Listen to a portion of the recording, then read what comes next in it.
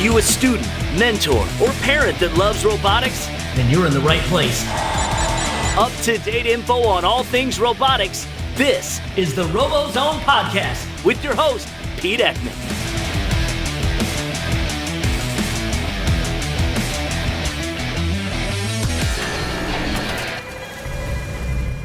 The RoboZone Podcast is brought to you by Kettering University. It's a Kettering-built world. Hello and welcome to the 58th episode of the RoboZone Podcast. This podcast is for Tuesday, April 24th. In this episode, we want to congratulate the Houston winners of the World Championships held last weekend. And we're looking forward to the Detroit World Championships coming this weekend. With me tonight, I have Tim from 302. So let's get to the discussion. The RoboZone Podcast is brought to you by AndyMark.com, your robot parts experts. Tim's been on the podcast before, but Tim, please introduce yourself. Hi, my name is Tim Lawrence. I'm the head mentor for Team 302, the Dragons from Lake Orion, Michigan. And if you guys have been listening to the podcast, Tim came on right after the Lansing event where my team and Tim's team were in that event, and Tim, you won that event, and you've had a pretty good season, right? We have had a pretty good season. We won 4 Blue Banners this year, 3 for actual wins, and then 1 for our first ever Chairman's Award in our team history. So it was very exciting at the Livonia event. And not that rankings are rankings, but kids all look at rankings, right? And even adults look at rankings. But I think you were in the top 3 in the state. Am I right? We were the top team in the state until Team 3357, the Comets, knocked us off by 1 point with their win in week 6. But if you're going to be beat by a team, I don't feel bad being beat by them. So no, pretty good team, and you guys all competed really well at the states, in the Michigan State Championships, I should say. And you guys are preparing to go to Worlds here in a couple days, right? We are. Yes, we're diligently working on a few modifications to the robot. Try to improve our performance a little bit, but for the most part, a lot of drivers training and practice, and a few tweaks to our Auton. But yeah, we're getting ready to go. We talked to John Urin last week, and he was telling us how his team's preparing. How much stress is there getting ready for Worlds, especially with it being in our backyard here in Detroit? It's stressful. I can tell you, it was, for me, a lot of it is I'm not a person that likes to change. So when some of our lead mentors came to me and we started discussing possible changes, I was very apprehensive. But ultimately there's a reason for doing it, and you can get to the next level by making changes. So that adds some of the stress. And then of course, literally 2 days after we got home from the Michigan State Championships, we had to put our robot in a box to get it down to states, or down to Worlds. So, there was a time crunch on that, and we hadn't put our crate back together again yet. So, and then for the most part, this week hasn't been as bad. It was a little bit more hectic last week, but this week hasn't been bad. We've been doing like I said, mostly drivers training, drivers practice. So. Can you tell us a little bit about what you changed on the robot to get ready for Worlds? Yeah, so what we found is we were really trying to go wild a little bit on our climbing mechanism. So we were doing an offset climb with this great big apparatus we called a Trident. And it was awesome. It would work great, but we ran into so many problems with it. In Lansing, we just chose to scrap it. And so it never really solidified. And we always had our backup solution, which was very primitive, but it was somewhat effective.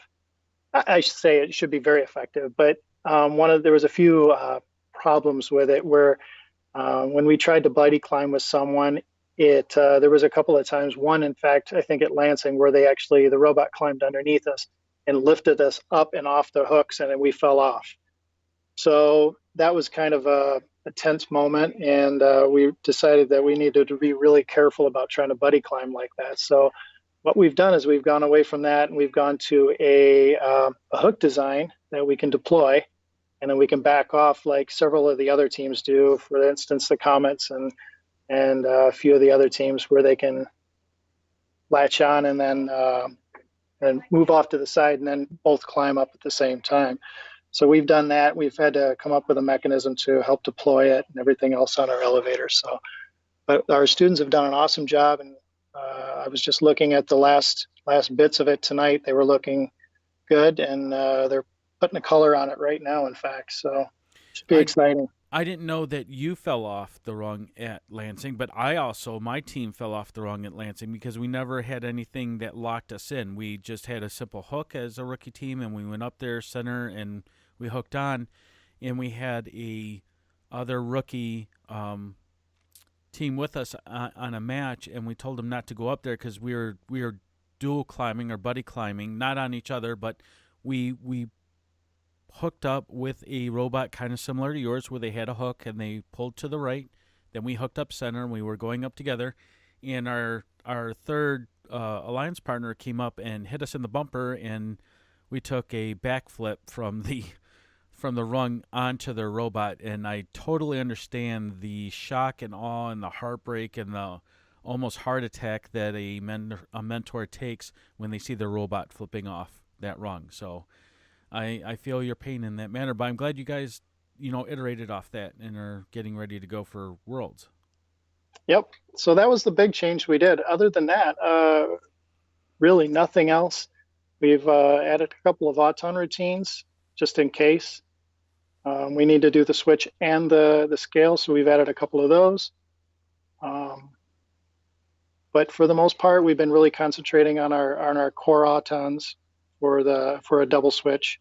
I'm sorry, a double scale on near side and far side, and trying to perfect that as much as we can to try to get as close as we can to a third one if possible. So Tim, let's educate the rookie teams out there a little bit, right? I'm a rookie mentor, but I've been to Worlds with a previous team I was with, and you've been to Worlds multiple times. What would a rookie team that's not competing in it, just going to see it, if they're in the Detroit area, what would a rookie team get out of going to Worlds other than, the swag, as I call it, with all the free stuff that you get from all the companies that are sponsoring it? What would a rookie team get out of going to Worlds and learning from that experience and taking that into their second season? Is there anything that you can think of? So 2 years ago, we were knocked out of the Michigan. We didn't even make it to states.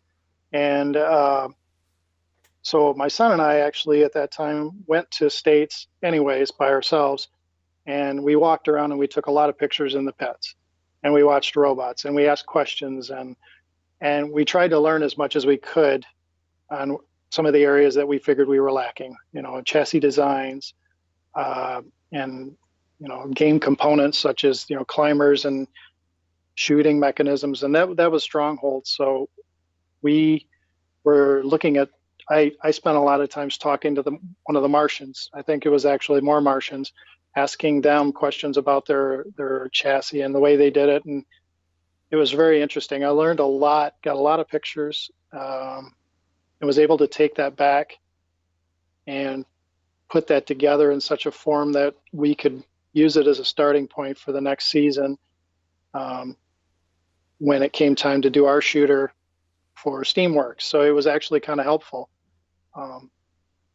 especially the chassis design. And we had never done a West Coast chassis design at that point, so we were able to actually see what the West Coast design was, and stop building tanks and go to a little bit more of a lightweight robot design if we could, which we did much better this year than we even did last year. But we learned a lot, and it's just asking questions, and everybody is very helpful and very open to offering advice and telling you what mistakes they made, and if they were to do it differently, what they would do.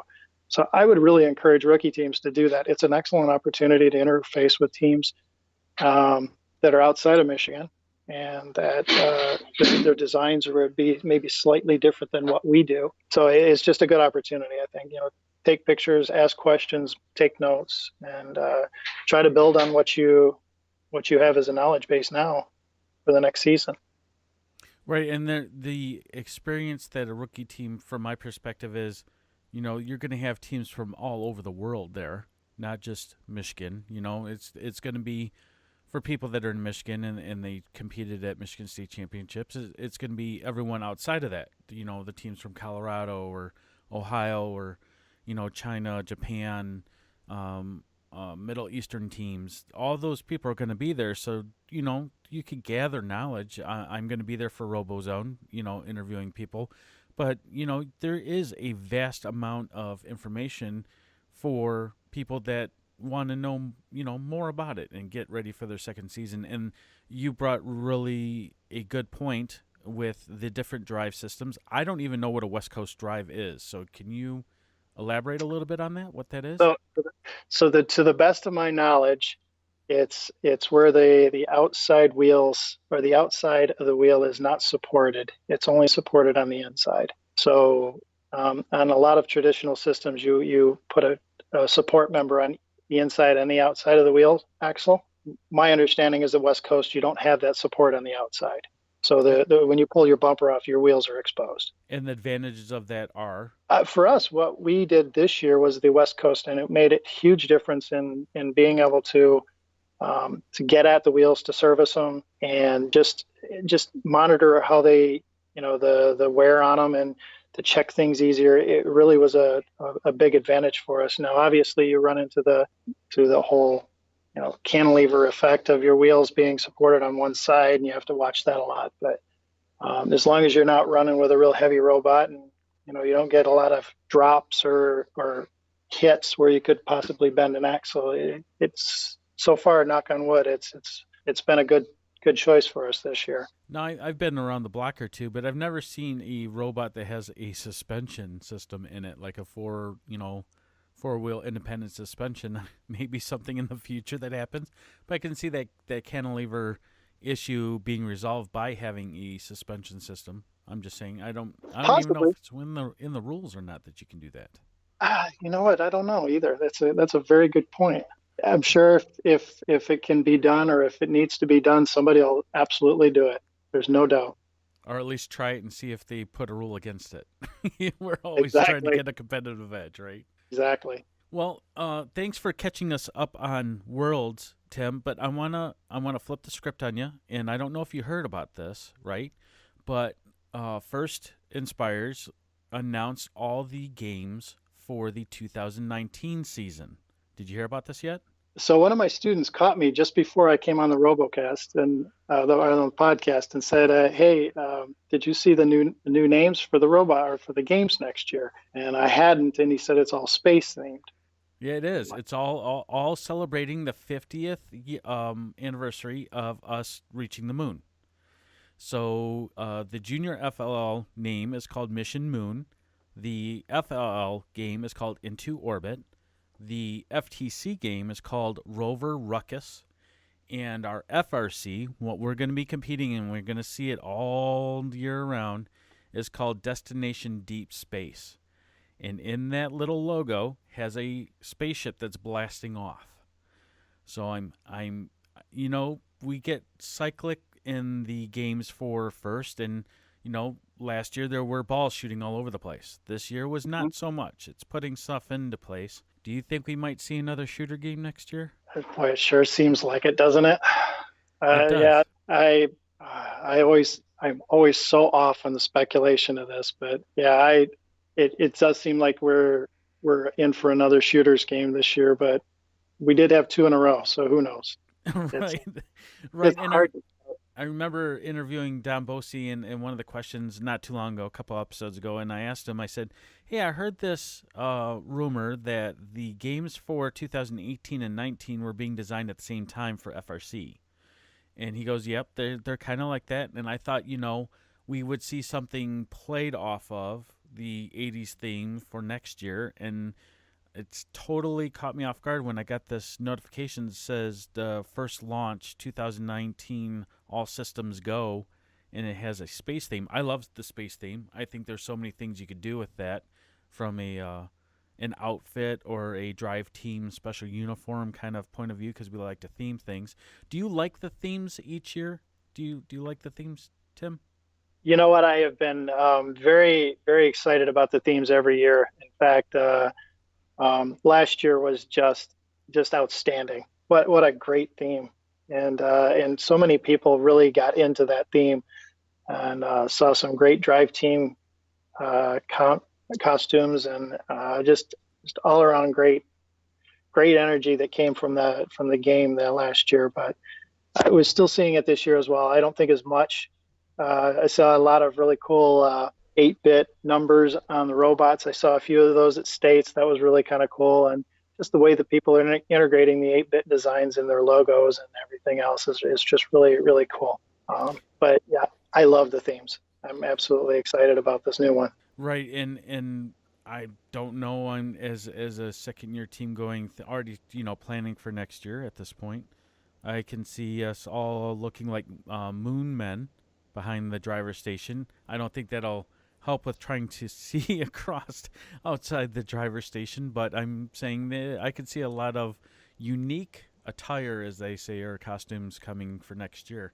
And I agree with you that I love this year's game. I love Power Up because I grew up in the 80s, early 90s. That's when I was in high school, and I remember Frogger coming out and Pac-Man coming out and Donkey Kong and 8-bit, and the music is iconic. And we're having a little bit of a renaissance with that right now with the Nintendo systems that were released last year, and I think there's a Sega one coming out and Atari's.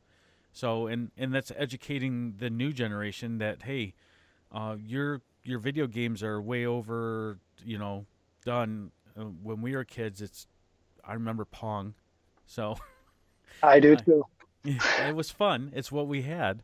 But then again, we played a lot outside too. So, I mean, I think that's a lost art sometimes nowadays. It is. I agree. So, Tim, I wanted to thank you for coming on. I know you're tremendously busy. Have the divisions even been announced for Worlds yet here in Detroit? Yes. So the divisions were actually rolled out, I believe, as early as Saturday. They were rolled out either Friday or Saturday, I think, and it was our students it was rolled out Friday because I remember our students talking about it at our meeting on Friday. So our students are very, very excited about our field. We're going to be on Curie this year, and it's going to be an outstanding world championship for us. I think we're going to do well, and I think our kids are very, very excited about our chances. So. Do you have some familiar faces in the Curry division that you've played with before? Yeah, we have. Off the top of my head, the Chimeras are going to be on our field, so I'll see John and the Fighting Pie, another one, and 1718 was another one, and then one of the big names, obviously, on our field, or maybe not obvious to everyone, but 195 out of Connecticut is I believe is where they're from. But what a fantastic robot this year! They're on our field as well. So, and do you think? And 3707. So, right. Tim, do you think the gameplay is going to change between Michigan State Championships and the World Championships? We saw some intense battles. So I know, and it's going to be interesting because you're going to have more rookie teams, I think. At Worlds than we did at Michigan State Championships. So it's going to be interesting to see how it all plays out, I think. I'm not sure. I hope that it plays similarly because we were prepared that way. But I keep my fingers crossed and that we are able to play to our best ability, and our theme for this year is we do what we do, and that's all we do. Good theme. We just tell the kids, look, we just do what we do. Don't try to get fancy. Don't try to do anything else. Just do what we do. We know what we're doing. Just keep doing it. And it seemed to work so far. It keeps a lot of the kids grounded. So. Yeah, four blue banners in a single year doesn't show any type of consistency at all. Yeah, I think the toughest part about walking away from Michigan State Championships was the fact that was our first loss this season. And the kids were very down about it, and it's hard for them to understand that. Wait a minute, guys, you lost at the Michigan State Championships. That's not a bad thing. So it's all perspective, right? You're right. It is perspective. I mean, the odds of going into Michigan State Championships with 160 teams and getting the schedule that allowed you to be, win the max amount and get selected. I mean, that I don't have Notepad and a calculator to figure out the odds, but I'm sure someone out there in the listening audience will and ping us back and say, your odds were this. So if there's someone listening that wants to do the math, contact us on social media and tell us what the odds of a team going in there, of anyone, just all 160 teams, what's the likeliness of you getting, a Michigan State championship coming out of there. So yeah, and I think even if you look at who actually won, although they absolutely deserved it, I'm not sure that was the alliance that everybody was thinking was going to win, which was interesting. Right, and I agree with you. I mean, when I saw, I'm going to put myself on the spot at this point, but on the consumers field, we had the Thunder Chickens, the Shambots, and Strike Force coming off that field, and you look at that alliance and go, holy cow, that is a power alliance, and they didn't win it. And I know. It's the true sign that anyone can win in first. You just have to be consistent. You have to be consistent, and you have to watch its strategy. That's how we got beat. So 33-57 just out-strategized us in our last match, in our tiebreaker match, and they deserve it. They deserve the win. They did the right thing, and they shut us down. And you can't fault a team for doing the right things, right? They outsmarted us. It's sometimes it's not how good your robot is, it's how good your plan is with your alliance to see if you can win. It is. And we had a good plan. I mean, I think everything we had was solid going in.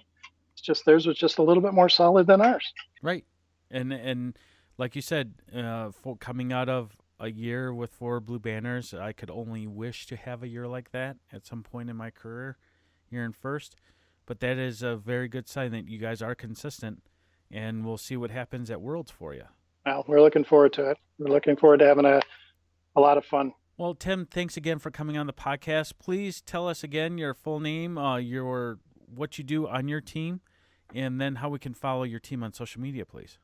Okay, so again, I am Tim Lawrence. I'm the head mentor for the Lake Orion Dragons, Team 302. And you can reach us on our website at www.team302.org. And we have all of our links for Facebook, Twitter, all of those on our website. The RoboZone podcast is brought to you by Kettering University. It's a Kettering-built world.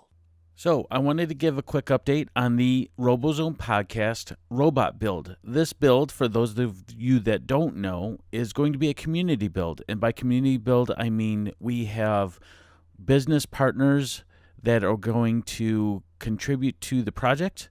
Thanks to Andy Mark for giving us a kit of parts chassis for the robot build. We have RoboPromo that is building a brand new set of custom black bumpers for the robot. We have teams such as Team FridgeBot that is going to powder coat our frame for us.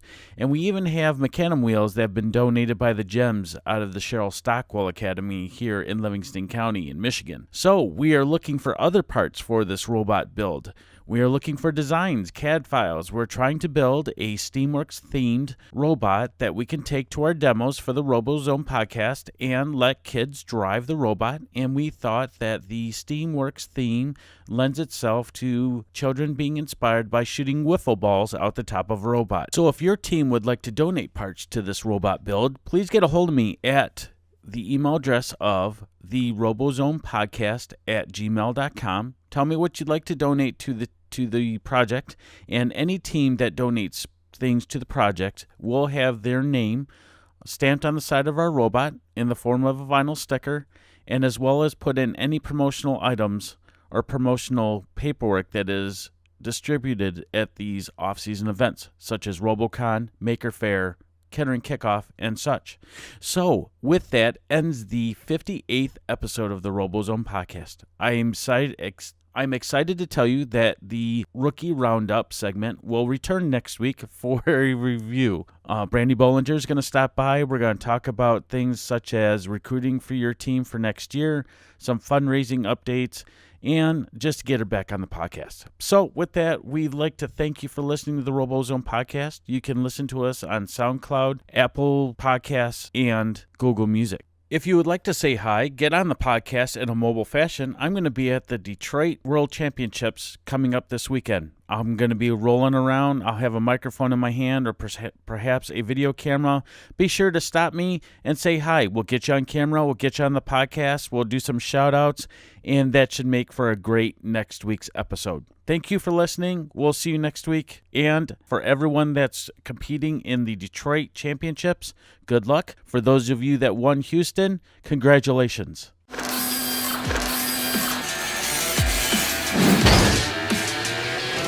Thanks for listening to the RoboZone podcast with your host, Pete Ekman. Find us online at RoboZoneTV.com and on Facebook, Twitter, YouTube, and Instagram.